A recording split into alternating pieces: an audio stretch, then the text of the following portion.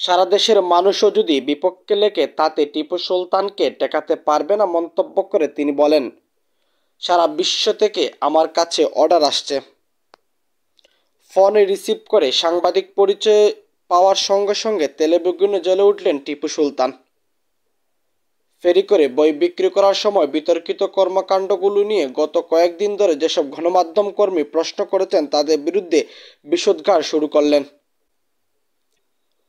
কয়েকটা গালিও দিয়ে বসলেন। 21শে বইমেলায় ফেরি করে বই বিক্রি করে আলোচনায় আসেন টিপু সুলতান।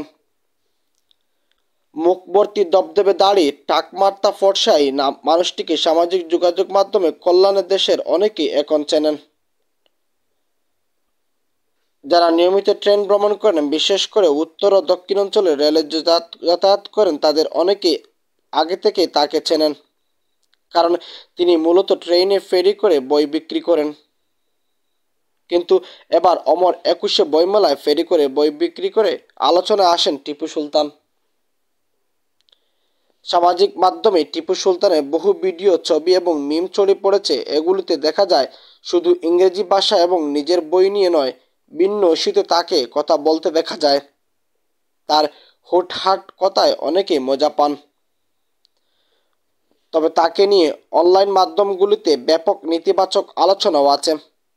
বিশেষ করে বইমেলায় ঘুরতে আসা ছাত্রছাত্রীদের ইংরেজি শব্দের বানান এবং বাংলা অর্থ জিজ্ঞাসা করে সমালোচিত হন তিনি। এর মাধ্যমে তিনি শিক্ষার্থীদের বিব্রত এবং হেয় করেছেন বলে অনেকেই মত দেন। কুইজের সঠিক উত্তর দিতে পারলে ফ্রিতে বই দেন। বইমেলাও এরকমটা করেছেন। কেউ যদি ইংরেজি জেনে থাকেন তাহলে তার পলিসি দেখে স্যালুট করতে বাধ্য। কে এই টিপু সুলতান?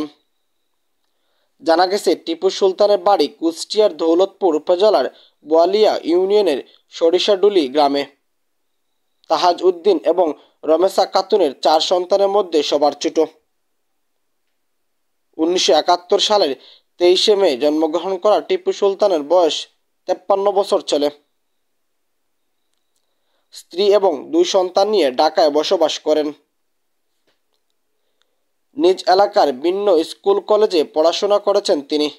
পরে চুয়াডাঙ্গা পৌর কলেজ থেকে এইচএসসি এবং মিরপুর উপজেলার আমলা সরকারি কলেজ থেকে স্নাতক পাশ করেন। ছোটবেলা থেকেই তার লেখক হওয়ার স্বপ্ন ছিল। ব্যবসায়িক ব্যস্ততার মাঝে 2017 সালে প্রকাশিত হয় তার প্রথম বই রেলপথে বাংলাদেশ।